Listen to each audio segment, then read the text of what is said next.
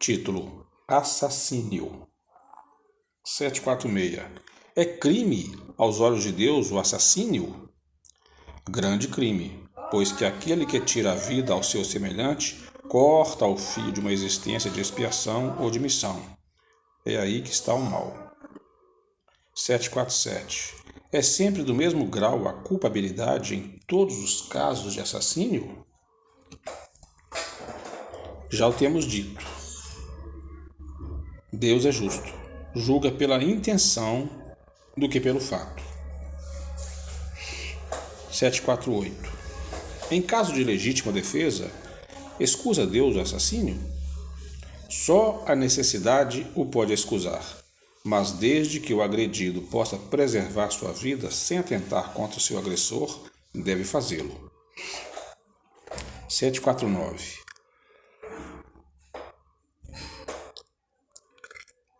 Tem o homem culpa dos assassínios que pratica durante a guerra? Não quando constrangido pela força, mas é culpado das crueldades que cometa, sendo-lhe também levado em conta o sentimento de humanidade com que proceda. 750. Qual o mais condenável aos olhos de Deus? O parricídio ou o infanticídio? Ambos o são igualmente, porque todo crime é um crime. 751. Como se explica que entre alguns povos já adiantados sob o ponto de vista intelectual, o infanticídio seja um costume e esteja consagrado pela legislação? O desenvolvimento intelectual não implica a necessidade do bem. O espírito superior em inteligência pode ser mau. Isso se dá com aquele que muito tem vivido sem se melhorar. Ele apenas sabe. Título: Crueldade. 752. Poder-se ligar o sentimento de crueldade ao instinto de destruição? É o instinto de destruição que tem de pior, porquanto se alguma vez a destruição constitui uma necessidade, com a crueldade jamais se dá o mesmo. Ela resulta sempre de uma natureza má. 753. Por que razão a crueldade forma o caráter predominante dos povos primitivos? Nos povos primitivos, como lhe chamas, a matéria prepondera sobre o espírito. Eles se entregam aos instintos do bruto e, como não experimentam outras necessidades, além das da vida do corpo, só da conservação pessoal cogitam, e é o que os torna, em geral, cruéis. Demais, os povos de imperfeito desenvolvimento se conservam sob o império de espíritos também imperfeitos, que lhes são simpáticos, até que povos mais adiantados venham destruir ou enfraquecer essa influência. 754. A crueldade não derivará da carência de senso moral? Dize da falta de desenvolvimento do senso moral. Não digas da carência, porquanto o senso moral existe como princípio em todos os homens. É esse senso moral que dos seres cruéis fará mais tarde seres bons e humanos.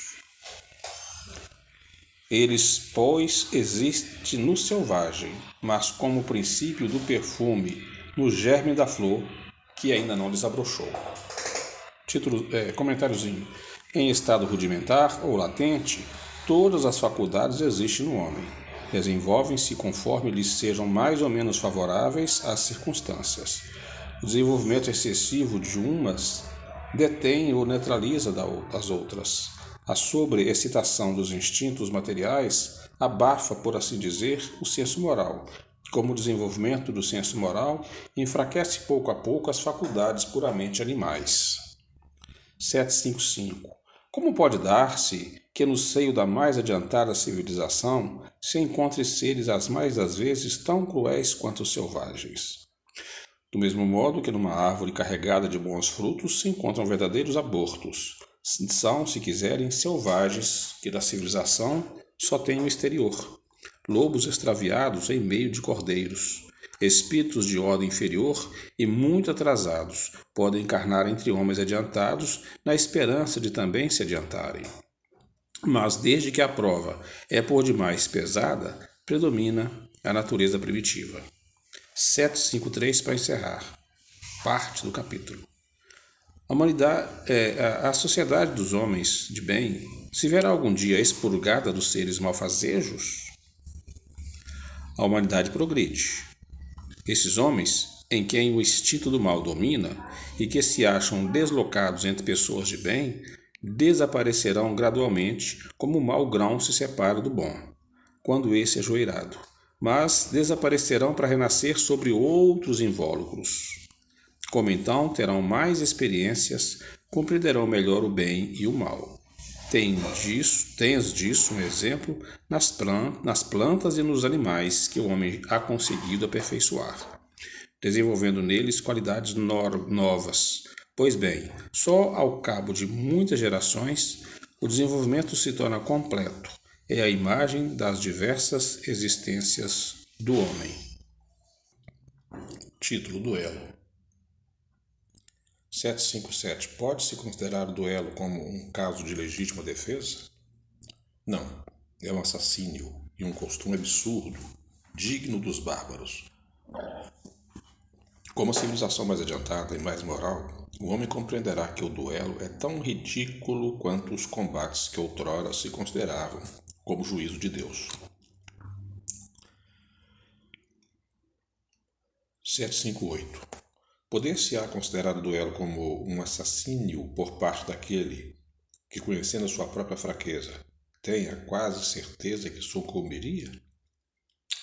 É um suicídio.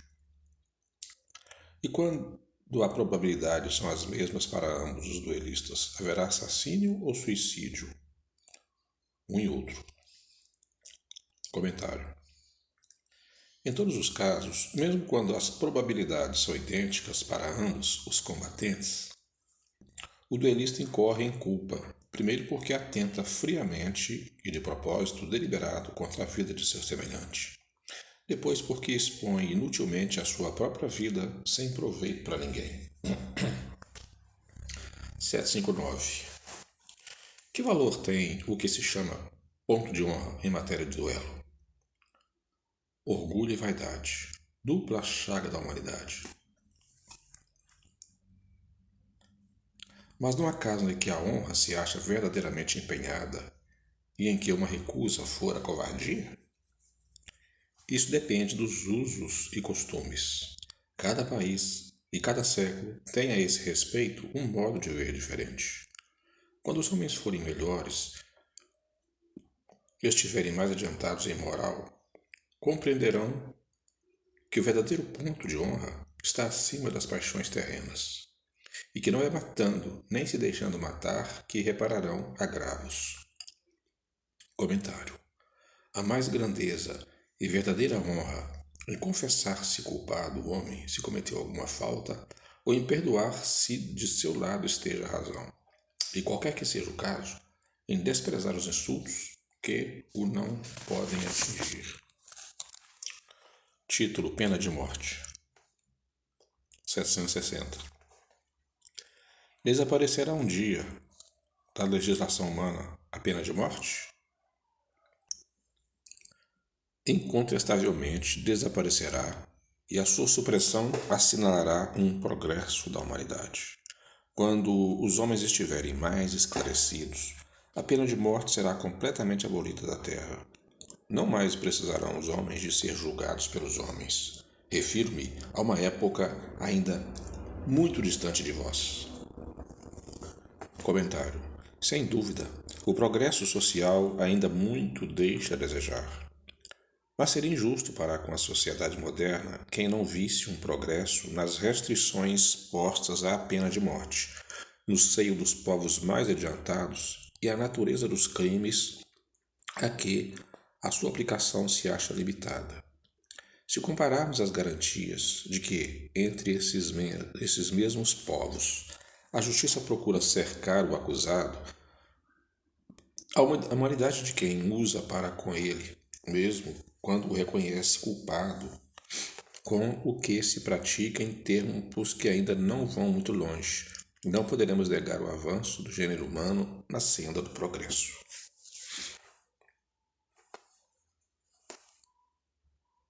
761. A lei de conservação dá ao homem o direito de preservar sua vida. Não usará ele desse direito quando elimina da sociedade um membro perigoso? Há outros meios de ele se preservar do perigo, que não matando. Demais, é preciso abrir e não fechar ao criminoso a porta ao arrependimento. 762. A pena de morte, que pode vir a ser banida das sociedades civilizadas, não terá sido de necessidade em épocas menos adiantadas? Necessidade não é o termo. O homem julga necessária uma coisa sempre que não descobre outra melhor. À proporção que se instrui, vai compreendendo melhormente o que é justo e o que é injusto, e repudia os excessos cometidos nos tempos de ignorância em nome da justiça. 763. Será um indício de progresso da civilização a restrição dos casos em que se aplica a pena de morte? Pode duvidar disso? Não se revolta teu espírito quando lês a narrativa das carnificinas humanas que outrora se faziam em nome da justiça e não raro em honra da divindade, das torturas que se infligiam ao condenado e até ao simples acusado para lhe arrancar, pela agudeza do sofrimento, a confissão de um crime que muitas vezes nem cometera? Pois bem, se houvesses vivido nessa época, terias achado tudo isso natural e talvez mesmo, se foras juiz, fizesse outro tanto. Assim, é que o que pareceu justo numa época parece bárbaro em outra. Só as leis divinas são eternas. As humanas mudam com o progresso e continuarão a mudar até que tenham sido postas de acordo com aquelas. 764. Disse Jesus: quem matou com a espada, pela espada perecerá. Estas palavras não consagram a pena de talião e assim a morte dada ao assassínio não constitui uma aplicação dessa pena? Tomai cuidado. Muito vos tendes enganado a respeito dessas palavras, como acerca de outras. A pena de talião é a justiça de Deus. É Deus quem a aplica. Todos vós sofreis essa pena a cada instante, pois sois punidos naquilo em que haveis pecado, nesta existência ou em outras. Aquele que foi causa do sofrimento para seus semelhantes virá a achar-se numa condição em que sofrerá o que tenha feito sofrer. Este o sentido das palavras de Jesus. Mas não vos disse ele também: perdoai aos vossos inimigos? E não vos ensinou a pedir a Deus que vos perdoe as ofensas, como houverdes vós mesmos perdoado? Isto é, na mesma proporção em que houverdes perdoado, compreendeis bem? 765. O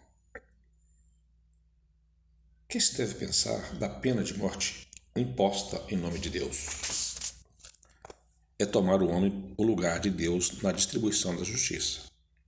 Os que assim procedem mostram quão longe estão de compreender Deus e que muito ainda têm que expiar. A pena de morte é um crime quando aplicada em nome de Deus, e os que a impõem se sobrecarregam de outros tantos assassínios.